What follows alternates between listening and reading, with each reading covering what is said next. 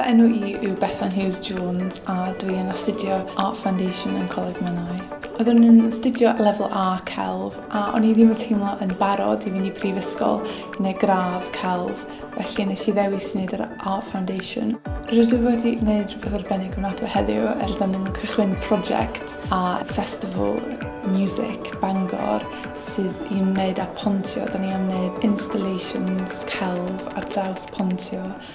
Rydw i wedi mwynhau dysgu pethau newydd. Enghraifft, o'n I ddim yn gwybod ddim byd amdan gwaith metal a trwy wneud yr Art Foundation rydw i wedi dysgu sut i wneud anilio, sef gwresogi'r metal I fyny a osod patrymau I fewn a o'n I erioed wedi wneud hyn o blaen. Mae'r cyfleusterau yn Coleg Menai yn gret. Oedden nhw'n dod o ysgolheictha bach, oedd efo adran celf bach a oedd yn sioc I fel pa mor fawr oedd yr cyfleusterau yn Coleg Menai. Enghraifft yr llyfrgell efo ffynonnau llai gret ar gyfer astudio I fewn I artistiaid a technegau celf. Hefyd mae yna stiwdio mawr ar gyfer gweithio yn a peintio. Dwi'n teimlo fel mae Coleg Menai wedi rhoid yr rhyddid I fi ffeindio pa fath o celf dwi yn arbenigo yn.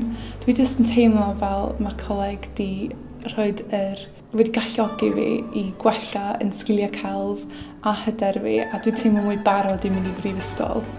Os ydych chi'n meddwl yn dod I Coleg Menai I astudio celf, bysai'n awgrymu I wneud o. Does na ddim byd I golli, mae'n profiad gwych ar gyfer codi hyder chi a gwella sgiliau celf chi hefyd. Byddwch chi ddim yn difaru nid o gwbl.